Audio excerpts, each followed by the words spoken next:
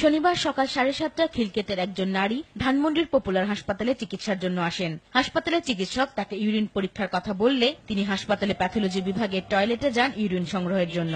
Toilet থেকে বের হয়ে তিনি হাসপাতাল স্টাফদের কাছে অভিযোগ করেন টয়লেটের নিচ থেকে এক যুবক মোবাইলে তার ভিডিও ধারণ করেছে। পরে জানা যায় ওই যুবক হাসপাতালের টেলিফোন অপারেটর। টেস্টের প্রয়োজনে আমি মহিলা টয়লেটে যাই, তো যাওয়ার পরে আমি কিছুক্ষণ পরে দেখি সেখানে কেউ একজন হাত দিয়ে ভিডিও করতেছে, মোবাইলে ভিডিও করতেছে। আমি যখন করতেছি যে কে ভিডিও করতেছে, সে সাথে সাথে মোবাইল নিয়ে বের হয়ে গেল। পপুলারের মতো একটা ডায়াগনস্টিক সেন্টারে যে মানে একজন যে গেছে টয়লেটের ভিতরে গেছে, উপরেও ফাঁকা, নিচেও মোটামুটি অনেকখানি ফাঁকা, দরজাগুলো প্রত্যেকটা।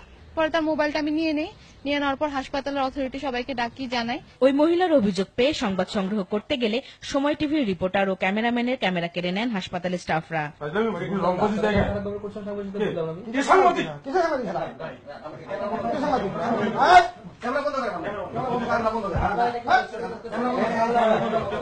এ সময় তাদের মারধরও করা হয়। 4-5 জন ডাক্তার বাইরে থেকে চলে আসেন, ভিতরে রুমে ঢুকে আমার ক্যামেরা পার্সনকে চড়থাপ্পড় দেন, আমাকে মারার চেষ্টা করেন। আপনারা ভুল করছেন, এরকম কোনো নিউজ হচ্ছে না। আপনাদের স্টাফের বিরুদ্ধে অভিযোগটা নিয়ে আমরা কাজ করব।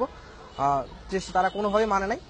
না মানানোর পরে আমাকে তারা গালিগালাজ করে, এক প্রকার অনেক খারাপভাবে গালিগালাজ, বাবা মা তুলে গালিগালাজ করতে থাকে। যখন আমি ছবি তুলতে চাই তখন আমাকে গালিগালাজ প্লাস আমার ব্যাটারি খুলে ফেলে, ক্যামেরা নিয়ে যায়, তারপর আরেকটা রুম নিয়ে আমাকে আটকায় রাখে, প্লাস হাত তুলে আমার গায়ে উপরে। পরে ভুক্তভোগী নারীর অভিযোগের ভিত্তিতে টেলিফোন অপারেটর হাসিবুর রহমানকে গ্রেফতার করে ধানমন্ডি থানা পুলিশ। এ ব্যাপারে একটি মামলা করা হয়েছে।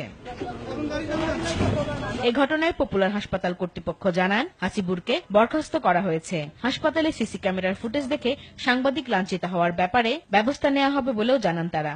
একজন স্টাফ সে তার পার্সোনাল মোবাইল দিয়ে একটা মানে বাথরুমে সে মানে খুব লুকিয়ে একটা ভিডিও করেছে আর কি। এই বিষয়টা মানে ঘটেছে, এটা আমরা জেনেছি এবং সঙ্গে সঙ্গে আমরা সেই ছেলেকে ধরেছি এবং তাকে আমরা পুলিশ ডেকে অলরেডি পুলিশে সোপর্দ করে দিয়েছে। তার আইনত ব্যবস্থা তার হবে। আর এই ক্ষেত্রে যদি সাংবাদিকদেরকে লাঞ্ছিত করার ঘটনায় বাইরের লোকের সাথে যদি আমাদের পপুলারের কোন স্টাফ যদি জড়িত থাকে, আমরা অবশ্যই তদন্ত করে ব্যবস্থা নেব এবং দে উইল বি স্যাকড।